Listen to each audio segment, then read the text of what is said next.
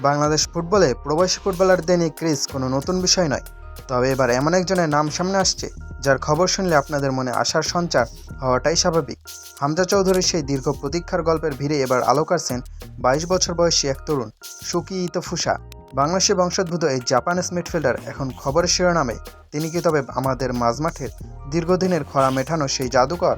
শুধু কি তাই, তিনি নিজের জাপানি পাসপোর্ট ছেড়ে বাংলাদেশে পাসপোর্ট নিতেও রাজি হয়েছেন। আজ আমরা এই ভিডিওতে ডিটেলসে জানাবো শুকি ইতোফুসাকে, তার খেলার ধরন কেমন এবং বাফুফের কাছে আমাদের প্রত্যাশাটাই বা কী। চলুন দেরি না করে মূল আলোচনায় ঢুকে পড়া যাক। শুকি ইতোফুসা বয়স মাত্র 22। একজন মিডফিল্ডার হিসেবে তিনি বেশ প্রতিশ্রুতিশীল। তার উচ্চতা 5 ফুট 10 ইঞ্চি, যা আধুনিক ফুটবল একজন মিডফিল্ডারের জন্য বেশ আদর্শ।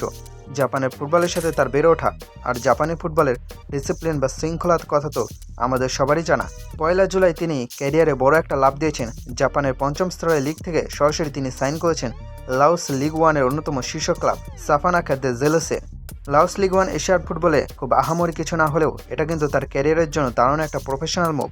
সেখানে তিনি নিয়মিত খেলার সুযোগ পাচ্ছেন। আর সবচেয়ে মজার ব্যাপার হলো, তিনি জাপানে বড় হলেও তার শেকড়ের টানে বাংলাদেশের জন্য খেলতে মরিয়া।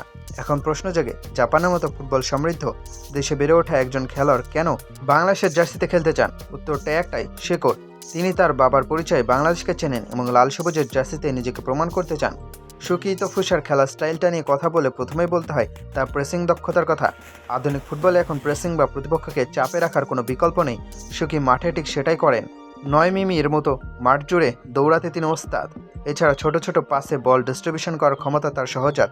আমাদের জাতীয় দলের দিকে তাকালে দেখা যায় মাঝমাঠে বল ধরে রাখার মতো বা খেলা বিল্ড আপ করার মতো খেলোয়াড়ের অভাব। জামাল ভুঁইয়া একার কত সামলাবেন? সেখানে শুকি ইতোফুসার মতো একজন বক্স টু বক্স মিডফিল্ডার আসলে মাঝমাঠের ভারসাম্যতা অনেকখানি বেড়ে যাবে। তিনি শুধু ডিফেন্ডারদের সাপোর্ট দেন না, আবার আক্রমণ ভাগকেও সাহায্য করেন। জাপানিজ ফুটবলে যেভাবে টেকনিক্যাল স্মার্টনেস শেখানো হয়, শুকির মধ্যে সেই গুণগুলো ফুটে উঠেছে। সবচেয়ে গুরুত্বপূর্ণ অংশটা আসি বাফুফে। হামজা চৌধুরীর পাসপোর্ট নিয়ে আমরা বছর পর বছর যা দেখেছি সেটা যেন শুকির ক্ষেত্রে না হয়। খবর বেরিয়েছে বাফুফে অলরেডি তার কাগজপত্র রক্ত সম্পর্ক যাচাই বাছাই কাজ শুরু করেছে। এটা আনন্দের খবর, কিন্তু আমরা চাই এই কাজটা যেন দ্রুত গতিতে হয়। শুকি ইতোফুসা যে জাপানি পাসপোর্ট ছেড়ে আমাদের পাসপোর্ট নিতে রাজি, এটা তো আর তার দেশের প্রতি ভালোবাসা আর কমিটমেন্টেরই প্রমাণ। বাফুফেকে এখন আর সময় নষ্ট করার সুযোগ নেই। প্রক্রিয়াটা যদি দীর্ঘ হয় তবে তার ক্যারিয়ারে মোমেন্টাম হারিয়ে যাবে। আমাদের বাফুফের আমলাতান্ত্রিক জটিলতা যেন এই হিরোর টুকরোটা হারিয়ে না যায়। কারণ ভালো মানের প্রবাসী ফুটবলাররা যখন দেখে যে লাল ফিতা দৌড়াতে তাদের সময় নষ্ট হচ্ছে, তারা কিন্তু একসময় আগ্রহ হারিয়ে ফেলে। তাই আমাদের দাবি, প্রয়োজন নথিপত্র দ্রুত ভেরিফাই করে তাকে থমাস ডুলি স্কোয়াডে অন্তর্ভুক্ত করা হোক। কল্পনা করুন তো, মাঝমাঠে জামাল ভুঁইয়া অভিজ্ঞতার সাথে শুকি ইতোফুসার তারুণ্য আর প্রেসিং ক্ষমতা, এই কম্বিনেশনটা কিন্তু সাউথ এশিয়ান ফুটবলে প্রতিপক্ষের জন্য মাথা ব্যথার কারণ হতে পারে। শুকির মতো খেলোয়াড়রা আসলে দলের ভেতরে একটা প্রফেশনাল ভাইব নিয়ে আসেন। আর সবচেয়ে বড় সুবিধা হলো, তিনি যেহেতু লাওসের লিগে খেলছেন, তার মানে তিনি একদম কড়া ফিট এবং ম্যাচ রিদমেই আছেন।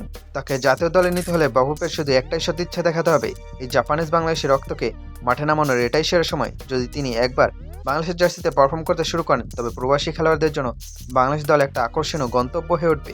শুকি ইতোফুসার আগমনের খবরে আপনার কতটা আশাবাদী? হামজার পর শুকি কি হতে যাচ্ছেন আমাদের দেশের নতুন সেন্সেশন?